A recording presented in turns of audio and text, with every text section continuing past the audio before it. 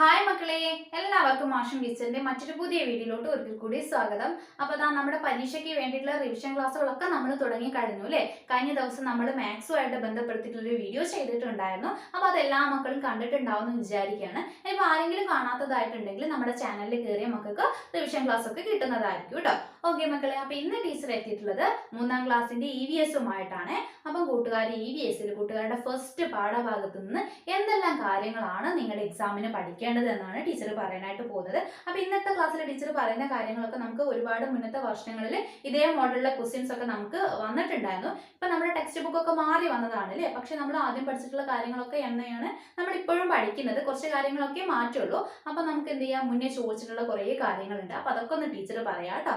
അതോടൊപ്പം തന്നെ ഇനി നമുക്ക് ചോദിക്കാൻ ഏറെ സാധ്യതയുള്ളതായിട്ടുള്ള കാര്യങ്ങളൊക്കെ ടീച്ചർ പറയുന്നുണ്ട്. അപ്പൊ എല്ലാ മക്കളും എന്ത് ചെയ്യുക, കൃത്യമായിട്ട് നോട്ട് ചെയ്ത് വെക്കുക കേട്ടോ. അപ്പൊ നോക്കിയേ മക്കളെ, ആദ്യത്തെ നമുക്ക് വരുന്ന ഒരു ചോദ്യം എന്ന് പറയുന്നത് ഇതേ രീതിയിൽ നിങ്ങൾക്ക് എന്ത് ചെയ്യും, ഒരു ചെടിയുടെ ചിത്രം തരും. എന്നിട്ട് എന്ത് ചെയ്യുക, അതിന്റെ ഭാഗങ്ങളൊക്കെ അടയാളപ്പെടുത്തി എഴുതാനായിട്ട് പറയും. അത് നമുക്ക് വളരെ ഈസി ആയിട്ടുള്ള ഒരു പ്രവർത്തനമാണ്, എല്ലാവർക്കും അറിയുന്നതായിരിക്കും. എന്നാലും നമുക്ക് എന്ത് ചെയ്യാം, പെട്ടെന്നൊന്ന് ചെയ്തു പോവാം. ഓരോ ഭാഗത്തിന്റെ പേരുകളൊന്നും മക്കൾ പറയാം കേട്ടോ. ഇതേതാണ്, ചെടിയുടെ പൂവാണ് അല്ലെ. ഇതെന്താണ്, ഇലയാണ്. ഇതെന്താണ്, തണ്ടാണ് അല്ലെ, അല്ലെങ്കിൽ എന്ത് പറയും, കാണ്ഡം എന്ന് പറയും. ഇതെന്താണ്, അതിന്റെ വേരാണ്.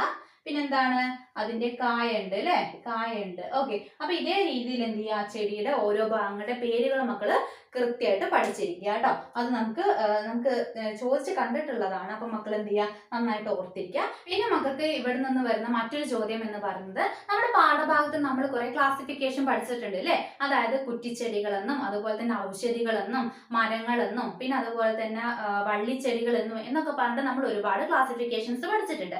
അപ്പൊ അതുമായിട്ട് ബന്ധപ്പെടുത്തിയിട്ട് നമുക്ക് എന്ത് ചെയ്യാം, ചോദ്യങ്ങൾ വരാറുണ്ട്. അപ്പൊ അതെങ്ങനെയാ മക്കൾക്ക് ചോദ്യം വരിക എന്നുള്ളത് വെച്ചാൽ, മക്കൾക്ക് എന്ത് ചെയ്യും, കുറച്ച് ചെടികളുടെയൊക്കെ പേരുകൾ തരും. കുറച്ച് മരങ്ങളുടെയും ചെടികളുടെയൊക്കെ പേരുകൾ ഉൾപ്പെടുത്തും. അതായത് ഇപ്പൊ നമ്മുടെ റോസ്, ചെമ്പരത്തി, ജമന്തി, അതുപോലെ തന്നെ ചീര, തുളസി, പിന്നെ അതുപോലെ തന്നെ മാവ്, തേക്ക് എന്നൊക്കെ പറഞ്ഞിട്ട് കുറെ ചെടികളുടെയും മരങ്ങളുടെയും ഒക്കെ എന്ത് തരും, പേരുകൾ തരും. എന്നിട്ട് അവയെ എന്ത് ചെയ്യുക, എന്തെങ്കിലും ഒരു മാനദണ്ഡത്തിന്റെ അടിസ്ഥാനത്തിൽ തരംതിരിക്കുക എന്നേ പറയുള്ളൂ. അല്ലാതെ നമ്മളടുത്ത് കുറ്റിച്ചെടി എന്നും വള്ളിച്ചെടി എന്നും മരങ്ങൾ എന്നും തരംതിരിക്കുക എന്നൊന്നും നമ്മുടെ അടുത്ത് പറയില്ല. മക്കൾ എന്ത് ചെയ്യണം, ആ തന്നിട്ടുള്ള സാധനങ്ങളൊക്കെ വായിച്ചു നോക്കിയിട്ട് എന്തിന്റെ അടിസ്ഥാനത്തിലാണ് ഇവയെ ക്ലാസിഫൈ ചെയ്യാൻ പറ്റുക എന്നുള്ളത് ആദ്യം നിങ്ങൾ മനസ്സിലാക്കിയെടുക്കണം. എന്നിട്ട് വേണം എന്ത് ചെയ്യാൻ, അവയെ തരംതിരിച്ച് പട്ടികപ്പെടുത്താനായിട്ട്. ഓക്കെ മക്കളെ, അപ്പൊ നമുക്ക് എന്ത് ചെയ്യാം, കുറച്ച് കുറ്റിച്ചെടികളുടെ പേരുകളൊക്കെ എന്ത് ചെയ്യാം, മക്കൾ പഠിച്ചു വെച്ചിട്ട് പോവാ. ഏതൊക്കെയാണ്, നമ്മുടെ ചുറ്റുപാടിൽ ഒരുപാട് കുറ്റിച്ചെടികൾ കാണുന്നുണ്ടല്ലേ. ഏതൊക്കെയാണ്, മുല്ല, ചെമ്പരത്തി, റോസ അല്ലെ. ഇതൊക്കെ എന്താണ്, കുറ്റിച്ചെടിയുടെ വിഭാഗത്തിൽ പെടുന്നതാണ് അല്ലെ. പിന്നെ കുറച്ച് മരങ്ങളുടെ പേരുകൾ അറിഞ്ഞിരിക്കുക. അത് പിന്നെ മക്കൾക്ക് എല്ലാവർക്കും പെട്ടെന്ന് കിട്ടുന്നതായിരിക്കും. എന്തൊക്കെയാണ്, മാവ്, അതുപോലെ തന്നെ തേക്ക്, പിന്നെ അതുപോലെ തന്നെ പ്ലാവ് എന്നൊക്കെ പറയുന്ന ഒരുപാട് മരങ്ങളുടെ പേര് നിങ്ങൾക്ക് സുപരിചിതമാണ്. നമ്മൾ എപ്പോഴും കാണുന്നതാണ് അല്ലെ. ഓക്കെ, പിന്നെ കുറച്ച് ഔഷധികളുടെ പേരുകൾ പഠിച്ചിരിക്കുക കേട്ടോ. ഏതൊക്കെയാണ്, തുളസി ഉണ്ട്, പിന്നെ ആടലോടകം, പിന്നെ നിങ്ങളുടെ പാഠഭാഗത്ത് കൊടുത്തിട്ടുണ്ട് ചീര എന്നൊക്കെ പറഞ്ഞിട്ട് ഒരുപാട് ഔഷധികളുണ്ട്. അപ്പൊ അവയുടെ പേരുകൾ ഓർത്തിരിക്കുക. പിന്നെ അതുപോലെ തന്നെ വള്ളിച്ചെടികളുടെ പേരുകൾ മക്കൾ ഓർത്തിരിക്കുക കേട്ടോ. പടവലം, അതുപോലെ തന്നെ കയ്പ, പിന്നെന്താണ്, നമ്മുടെ കോവയ്ക്ക എന്നൊക്കെ പറയുന്നത് എന്താണ്, വള്ളിച്ചെടിയുടെ വിഭാഗത്തിൽ പെടുന്നതാണ് കേട്ടോ. അപ്പം അവയുടെ പേരുകളൊക്കെ ഒന്ന് ഓർത്തിരിക്കുക. നമുക്ക് അവ എന്ത് ചെയ്യാനായിട്ടുണ്ടായിരിക്കും, കണ്ടെത്തിയിട്ട് പട്ടികപ്പെടുത്താനായിട്ടുണ്ടായിരിക്കും കേട്ടോ.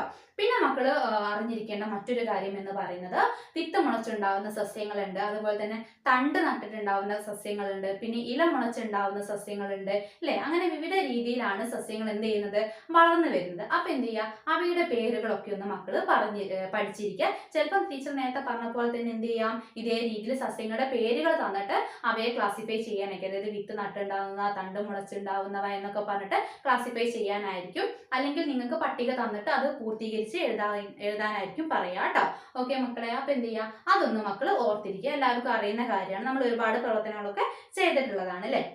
ഓക്കെ, പിന്നെ നമുക്ക് മുന്നേ ഒരു വർഷം ചോദിച്ചിട്ടുണ്ടായിരുന്നത് എന്താന്ന് വെച്ചാൽ, നമുക്ക് കുറച്ച് ഇലകളുടെയൊക്കെ ചിത്രങ്ങൾ തന്നിട്ടുണ്ടായിരുന്നു. തുളസി, അതുപോലെ തന്നെ നമ്മുടെ പപ്പായയില്ലേ, പപ്പായയുടെ ഇല തന്നിട്ടുണ്ടായിരുന്നു, വാഴയുടെ ഇല തന്നിട്ടുണ്ടായിരുന്നു. എന്നിട്ട് ആ ഒരു ചിത്രങ്ങൾ നോക്കിയിട്ട് ആ ഓരോന്നും ഏത് ചെടിയുടെ ഇലയാണ് എന്ന് കണ്ടെത്തി എഴുതാനായിട്ട് പറഞ്ഞിട്ടുണ്ടായിരുന്നു. അപ്പോൾ ഒരുപാട് ഇലകളൊക്കെ നമ്മൾ പരിചയപ്പെട്ട് കഴിഞ്ഞിട്ടുള്ളതാണ്. നമ്മുടെ ചുറ്റുപാടിലുള്ള ഇലകളെ കുറിച്ചൊക്കെ നമ്മളടുത്ത് ചോദിക്കുള്ളൂ. അപ്പൊ അവയുടെ പേരുകളൊക്കെ എന്ത് ചെയ്യുക, ഒന്ന് ഓർത്ത് വെച്ചിട്ട് പോവാ കേട്ടോ. ഓക്കെ, പിന്നെ നമുക്ക് ഈ ഒരു ഭാഗത്ത് ചോദിക്കുന്ന പ്രധാനപ്പെട്ട ഒരു കാര്യം എന്ന് പറയുന്നത്, നമ്മൾ നമ്മൾ ചെടിയുടെ വ്യത്യസ്ത ഭാഗങ്ങളൊക്കെ പരിചയപ്പെട്ടു അല്ലേ. അപ്പൊ ഈ ഓരോ ഭാഗങ്ങൾക്കും ഓരോരോ പ്രത്യേകതകളുണ്ട്, ഓരോരോ ധർമ്മങ്ങളുണ്ട് അല്ലേ. ഈ ഒരു നമ്മുടെ ഈ ഒരു ചെടിയിലുള്ള ഇല ചെയ്യുന്ന അതേ ധർമ്മമാണോ ഈ ഒരു തണ്ട് ചെയ്യുക? അല്ല അല്ലെ. തണ്ട് ചെയ്യുന്ന അതേ ധർമ്മമാണോ നമ്മുടെ വേര് ചെയ്യുന്നത്? അല്ല അല്ലെ. ഓരോരുത്തർക്കും വിവിധ വിവിധ പണികളാണുള്ളത്, വിവിധ വിവിധ ധർമ്മങ്ങളാണുള്ളത്. അപ്പൊ ഓരോരുത്തരുടെ ധർമ്മങ്ങൾ എന്താണെന്നുള്ളത് മക്കൾ കൃത്യമായിട്ട് മനസ്സിലാക്കിയിട്ട് പോവുക കേട്ടോ. അത് ചിലപ്പോൾ നമുക്ക് മാച്ച് ചെയ്യാനോ അല്ലെങ്കിൽ എഴുതി ചേർക്കാനോ ഒക്കെ ഉണ്ടായിരിക്കും. അപ്പൊ നമുക്ക് എന്ത് ചെയ്യാം, ഓരോന്നിന്റെ ഒന്ന് പറഞ്ഞു നോക്കാം. നമ്മുടെ ഇല എന്തിനാണ് സസ്യങ്ങളെ സഹായിക്കുന്നത്? നമ്മൾ ഇലയിൽ വെച്ചിട്ടാണ് സസ്യങ്ങൾ എന്ത് ചെയ്യുന്നത്? ഭക്ഷണം പാകം ചെയ്യുന്നത് അല്ലെ. അതുപോലെ തന്നെ വേര് എന്തിനു സഹായിക്കുന്നു? വേരിന്റെ ധർമ്മം എന്താണ്? നമ്മുടെ മണ്ണിനടിയിൽ നിന്ന് ജലവും അതുപോലെ തന്നെ പോഷകമൊക്കെ വലിച്ചെടുക്കുകയാണ് ആരുടെ ധർമ്മം എന്ന് പറയുന്നത്? വേരിന്റെ ധർമ്മം എന്ന് പറയുന്നത് അല്ലെ. ഇനി തണ്ടിന്റെ ധർമ്മം എന്താണ്? തണ്ടിന്റെ ധർമ്മം എന്താണ്? നമ്മുടെ വേര് വലിച്ചെടുക്കുന്ന ജലവും അതുപോലെ തന്നെ പോഷകങ്ങളും ഒക്കെ എന്ത് ചെയ്യുക? നമ്മുടെ ചെടികളുടെ മറ്റു ഭാഗങ്ങളിലേക്ക് എത്തിക്കുകയാണ് ആരുടെ ധർമ്മം എന്ന് പറയുന്നത്? തണ്ടിന്റെ അഥവാ കാണ്ഡത്തിന്റെ ധർമ്മം എന്ന് പറയുന്നത്. അപ്പം ഇലയുടെ ധർമ്മവും നമ്മുടെ കാണ്ഡത്തിന്റെ ധർമ്മം അതുപോലെ തന്നെ വേരിന്റെ ധർമ്മം ഒക്കെ മക്കൾ എന്ത് ചെയ്യുക? കൃത്യമായിട്ട് പഠിച്ചിരിക്കുക കേട്ടോ. ഓക്കെ, അപ്പൊ ഇത്രയൊക്കെയാണ് നമ്മുടെ ഒന്നാം പാഠഭാഗവുമായിട്ട് മക്കൾ പ്രധാനമായിട്ടും പഠിക്കേണ്ട കാര്യങ്ങൾ.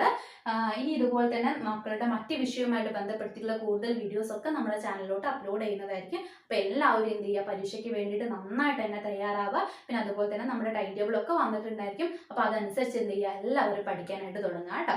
ഓക്കെ മക്കളെ, അപ്പം ഇന്നത്തെ ക്ലാസ് ഇത്രയേ ഉള്ളൂ. അപ്പൊ ടീച്ചർ ഒരിക്കൽ കൂടി പറയാണ്, നമ്മുടെ ചാനൽ ഇനിയും സബ്സ്ക്രൈബ് ചെയ്തിട്ടില്ലെങ്കിൽ സബ്സ്ക്രൈബ് ചെയ്യുക. അതോടൊപ്പം തന്നെ ടീച്ചറുടെ ഇന്നത്തെ ക്ലാസ് മക്കൾക്ക് യൂസ്ഫുൾ ആയിട്ടുണ്ടെങ്കിൽ ആ കാര്യം കൂടി നമ്മുടെ കമന്റ് ബോക്സിൽ പറയാനായിട്ട് മറക്കരുത്.